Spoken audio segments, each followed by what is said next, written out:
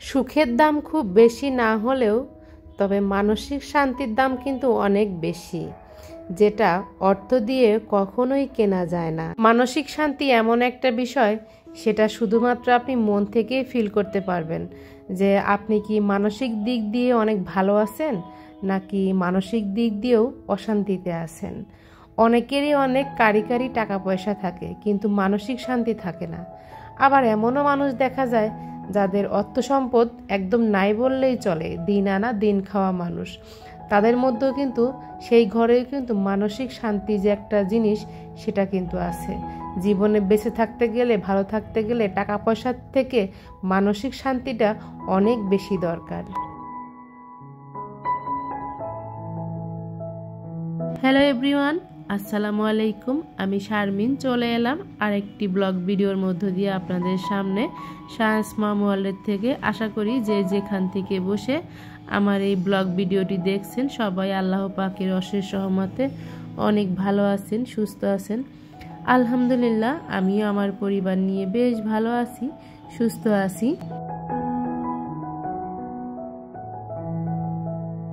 আমাদের প্রত্যেকটা সংসারের প্রতিটা মেয়েরই কিন্তু সকাল থেকে রাত পর্যন্ত অনেক কাজ থাকে। তার মধ্যে সবারই সব মেয়েদেরই একটা কমন কাজ হলো রান্না বান্না করা, ঘর গোছানো, বাচ্চা লালন পালন করা, হাজব্যান্ডের কি লাগবে বা বাসায় আরও কে আছে, অন্যান্য সদস্য কার কি লাগবে, তো সেই চিন্তা কিন্তু আমরা সবসময় করে থাকি।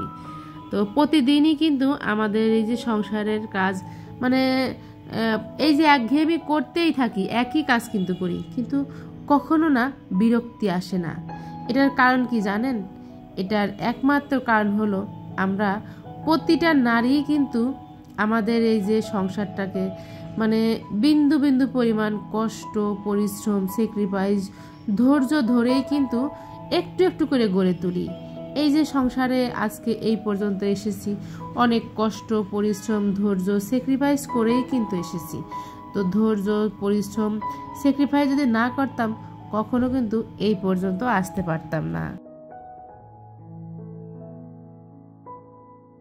এটা যে শুধুমাত্র আমি তা কিন্তু না, প্রতিটা নারীর কাছেই কিন্তু একই মনে হবে, একই সে কথা বলবে যে অনেক কষ্ট, পরিশ্রম, ধৈর্য ধরেই কিন্তু এই পর্যন্ত এসেছি। তবে মাঝে মাঝে না একটু কষ্ট পাই, দুঃখ পাই। তবে এই যে কষ্ট, দুঃখগুলা খুব সাধারণ একটা বিষয়। আসলেই জীবনে দুঃখের চাইতে সুখের পাল্লাটা না অনেক বেশি ভারী। আর সংসার করতে গেলে দুঃখ কষ্ট সংসারে আসবে, দুঃখ কষ্টের পরে আবার সুখ আসবে, এটাই কিন্তু স্বাভাবিক। তবে দুঃখ যখন সংসারে আসে তখন মনে হয় কি দুঃখের দিনগুলা অনেক বড় হয়, অনেক বেশি হয়। দুঃখের দিনগুলা না পার হতে চায় না। আর যখন দুঃখের পরে সুখ আসে তখন মনে হয় কি সুখের দিনগুলা না তাড়াতাড়ি চলে যায়। আসলে সুখ আনন্দ যেটাই বলি, কিছু কিছু মানুষ কিন্তু এই যে সুখ আনন্দ খোঁজার জন্য বাহিরে বাহিরে ঘোরে, কিন্তু তার যে মনের মধ্যে এই সুখ দুঃখ বা আনন্দ লুকিয়ে থাকে সে কিন্তু কখনো সেটা খুঁজে দেখার চেষ্টাও করে না। তো খুঁজে দেখলেই পারে যে কতটা সে সুখে আছে আর কতটা সে কষ্টে আসে। আসলেই একটু চিন্তা করলেই হয়। এই যে সারা দিন ভরে এত কাজ করি, সংসারের এত ব্যস্ত থাকি, আমি কিন্তু আমার সংসারের শান্তি আমার মানসিক শান্তি যেটা আর কি, আমি কিন্তু আমার সংসারের এই যে এত কাজ করি, এত ব্যস্ত থাকি, এর মধ্যেই কিন্তু আমি খুঁজে পাই। আর এটাই কিন্তু আমার মানসিক শান্তি। তো আপনার সাথে কথা বলতে বলতে কিন্তু ঘরের সব কাজ গুছিয়ে নিয়েছি। তো কথা বলতে বলতে আমার প্রিয় আপুরা খেয়াল করেছেন কিনা আমি জানি না, দেখেন আমার দুই পায়ে কিন্তু দুই রকমের দুইটা স্যান্ডেল। তো এটাও কিন্তু আমার সুখ, জানেন। সকালে সারাদিনের এত ব্যস্ততার মাঝে স্যান্ডেল যে দুই রকম পরে আসি আমি ভুলেই গেছি।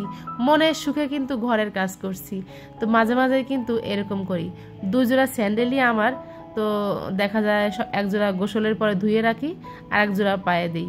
তো সকালে পাইনি খুঁজে কি আর করা, কখন যে দুই পায়ের দুইটা পরে আসি নিজেই জানি না।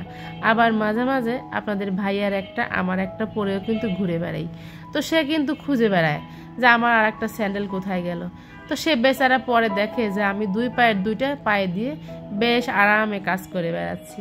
সে বেচারা আর কিছু বলে না। যাই হোক, অনেক ভারী কথার মাঝে একটু হাসির কথা আপনাদের সাথে বললাম। তো আমি কিন্তু নিজেই মাঝে মাঝে খুঁজি যে আমার আর একটা স্যান্ডেল কোথায় গেল, আমি তো দুই পায়ের দুটো পরে আছি।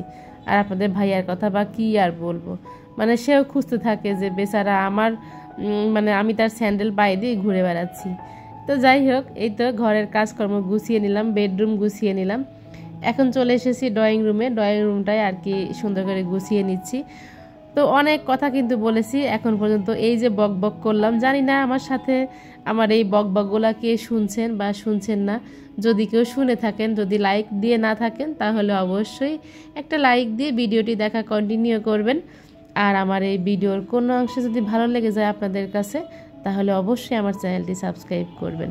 আজকে হয়তো আমার ভিডিওটি ভালো নাও লাগতে পারে, কিন্তু আগামী দিনের ভিডিওটি আপনাদের কাছে অবশ্যই ভালো লাগবে। আর একটা জিনিস কিন্তু, একটা ভিডিও কিন্তু প্রথমে একদিনে অনেক সময় মন ছুঁয়ে যায়, অনেক সময় কিন্তু দেখতে দেখতেও ভালো লাগা হয়ে যায়। হ্যাঁ, তো সেক্ষেত্রেই বলছি অবশ্যই আমার চ্যানেলটি সাবস্ক্রাইব করবেন, লাইক দিবেন। সাবস্ক্রাইব করার পরে পাশে থাকা যে বেল বাটনটি আছে ওটা প্রেস করে রাখবেন, অল অপশনটি সিলেক্ট করে রাখবেন। নোটিফিকেশন আকারে কিন্তু চলে যাবে আপনার কাছে যখন আমি আমার চ্যানেলে নতুন কোনো ভিডিও শেয়ার করব। আর আপনি চাইলেই কিন্তু যখন ইচ্ছা তখন আমার এই ভিডিওটি দেখে নিতে পারেন।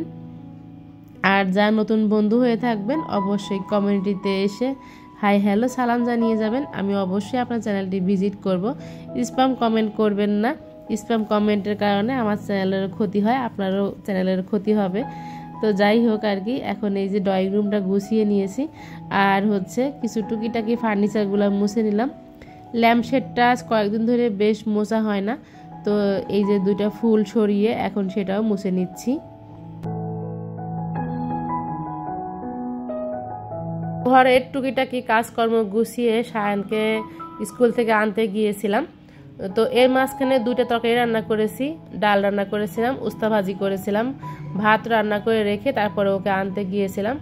আজকে হচ্ছে দুপুরে আমাদের দাওয়াত ছিল। তো দাওয়াত হচ্ছে আমার ননদের বাসায়। ওর বাচ্চার বয়স 40 দিন প্রায় হয়ে গেল। তো ওর অফিস কলিগরা আসবে ওর বাসায়, ওর অফিস কলিগ আর ওর হাজব্যান্ডের অফিস কলিগরা ওর বাসায় আসবে।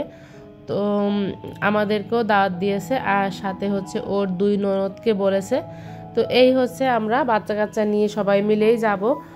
তো ভাবলাম যে হালকা পাতলা একটু রান্না বান্না করি। তো যতই দাওয়াত থাক না কেন, আমি কিন্তু রান্না বান্না বন্ধ করি না। হয়তো রান্নাটা একটু সময় করে করে রাখলে বা পরে খাওয়া যাবে। তো এখন এখানে এই যে মুরগি মাংস দিয়ে শীতের সবজি দিয়ে রান্না করছি। এখানে মুরগির 2 পিস বুকের মাংস আছে, মানে একটা মুরগি যে 2 পিস বুকের মাংস থাকে সেটা। তো সমস্ত মশলা কষিয়ে নিচ্ছি, শুধু এখানে হলুদ গুঁড়া আর মরিচের গুঁড়াটাই অ্যাড করিনি। তো একটু চাইনিজ স্টাইলে আর কি রান্না করব, বেশ খেতেও ভালো লাগে। পোলাও, রুটি বা পরোটা বা ভাতের সাথেও কিন্তু খাওয়া যাবে, আর বেশ মজাও হয়েছিল সবজি রান্নাটা। তো এখানে একটু টমেটো সস, একটু সয়া সস অ্যাড করে দিলাম। তো এখানে কোনো রকম কালার আনছি না, তারপরও হালকা পাতলা আর কি কালার চলে এসেছে। আর এখন সমস্ত সবজি দিয়ে দিচ্ছি। তো বটবটি সবুজটা পাইনি, মানে এটা একটু সাদা সাদা, সেটাই আর কি দিলাম। তো যাই হোক আর কি রান্নাটা করে নিচ্ছি। আর এই রান্নাটা করতে করতে কিন্তু আমাদের গোসল মানে যাওয়ার জন্য আমরা রেডি হয়ে গিয়েছিলাম। তো শুধু অপেক্ষা করছিলাম মেজো ছেলেটা আসার জন্য। তো মেজো ছেলেটার আবার পরীক্ষা ছিল স্কুলে, তো পরীক্ষাও শেষ করে আসবে, তারপরে আমরা বের হব। তো আমাদের যেতে যেতে অনেক বেশি দেরি হয়ে গিয়েছিল। তো ওর বাসা মানে অর্ধেক মেহমান খেয়ে চলে যাওয়ার পরে আমরা আর কি গিয়েছিলাম। তো কি আর করা, বাচ্চাদের পরীক্ষা বা পড়া রেখে তো আর ওইভাবে যেতে পারি না। তো অনেক ঘুরেছি, বেড়াইছি আগে, কিন্তু এখন তো আসলেই একটাই সমস্যা দেখা যায় যে এক বাচ্চার এ সপ্তাহে স্কুল খোলা বা কোচিং খোলা, পরে আর এক বাচ্চার আবার বন্ধ। তো যাই হোক কি আর করা, কিছু তো করার নেই। তো ওর বাসায় ওর অফিস কলিগরা আসলে খাওয়া দাওয়া করে চলে যাওয়ার পরে আসলে আমরা গিয়েছিলাম। যাই হোক তখনই খাওয়া দাওয়া করেছি। আর আপনাদের ভাইয়া যায়নি, সে হচ্ছে রাত্রে গিয়েছিল আনতে। তারপরে আমরা সবাই রাতের খাবার শেষ করে বাসায় এসেছিলাম রাত্রে 1টার দিকে। তো বেশ ভালোই লেগেছিল, ওর বাসায় অনেকটা সময় আর কি কাটিয়েছিলাম। ওরও 2 ননদ এসেছে তাদের মেয়েদেরকে নিয়ে। তো 2 ননদের হচ্ছে 6টা মেয়ে। তো আমার ছেলে আবার এদিকে বলছিল যে আম্মু এই বাসায় আজকে শুধু বাচ্চা কাচ্চাই, এতগুলা মেয়ে বাবু। তো যাই হোক, আমাদের একটা বোন হলো না, এটা আসলে দুঃখের বিষয়। তো এই কথা আসলে বলার পরে আমরা সবাই মিলে একটু হাসাহাসি একটু কথাবার্তাই বলছিলাম এইগুলা নিয়ে। আর আমার ননদেরও কিন্তু 2 ছেলের পরে একটা মেয়ে হলো এবার, আলহামদুলিল্লাহ। তো যাই হোক, আল্লাহ পাক কিন্তু ওদের সবার ঘরেই মানে জান্নাত দান করেছে আর কি। তো যাই হোক, রান্নাবান্না কিন্তু হয়ে গেছে। আর এখন কিন্তু এই যে সন্ধ্যার সময় আমি কিন্তু ওদের বাসায় এসে মানে আসলে এই ভিডিও করিনি, এত মানুষের মাঝে আসলে ভিডিও করাটাও নিজের কাছে আনইজি লাগে, এই জন্য আসলে করা হয়নি। তো এখানে এই যে বাচ্চারা কিন্তু বেশ আনন্দ করছিল। তো দেখেন সবই কিন্তু প্রায় একই রকম বয়সী। তো ওর 2 ননদের 2 মেয়ে আবার বেশ তারা বড় বড় হয়ে গেছে। তো তাদের পরে আর কি যে ছোট বাচ্চাগুলা। তো আমি 3 বাচ্চাকে নিয়ে গিয়েছিলাম। এই যে আমার ননদ কিন্তু মানে বাবু ঘুমিয়েছিল, এখন এই যে আমার কোলে এনে আর কি দিচ্ছিল। তো বেশ মাশাল্লাহ, বাবু কিন্তু 40 দিনে ভালোই হয়েছে। সবাই একটু টেনশনে ছিল বাবুকে নিয়ে, যেহেতু ওর ওজনটা একবারেই কম হয়েছে। তো যাই হোক, এখন বাবু কিন্তু বেশ ভালো আছে। তো আমার পাশে কিন্তু আমার বড় ছেলে বসে আছে। তো ও হচ্ছে আমার সাথেই গিয়েছিল। তো এখন এই যে বাচ্চারা দেখতে পাচ্ছেন, এটা কিন্তু ও মানে আমার ননদের আর কি ছোট ননদের বাচ্চা এটা। তো বাচ্চাটা সবার কোলে আসে। ওর মা কিন্তু চাকরি করে, মানে ওরা সবাই জব করে ফ্যামিলিতে। আমার ননদ বা ওর হাজবেন্ড বা ওর 2 ননদ সবাই জব করে। তো সবাই ঢাকাতেই থাকে। তো বাচ্চাটা বেশ মানে কোলে আসছিল এই বাবুটাকে কোলে করা দেখে। তো যাই হোক, বাচ্চাটা কিন্তু খুব মিশুক আর সবাই অনেক আনন্দ করছিল, এই জন্য ওইভাবে ভিডিও করিনি। তো যাই হোক আর কি, আজকের ভিডিওতে কিন্তু অনেক কথা বলেছি। তো কথার মাঝে যদি ভুল ত্রুটি হয় তো সেই বিষয়টা ইগনোর করবেন, ক্ষমা সুন্দর দৃষ্টিতে দেখবেন। তো রাতের খাবার খাওয়া দাওয়া করে আর কি আমরা বাসায় চলে এসেছিলাম। আর আজকে এখান থেকেই বিদায় নিয়ে নেব। সবাই অনেক বেশি ভালো থাকবেন, সুস্থ থাকবেন। আজকে এখান থেকেই বিদায় নিচ্ছি। আল্লাহ হাফেজ।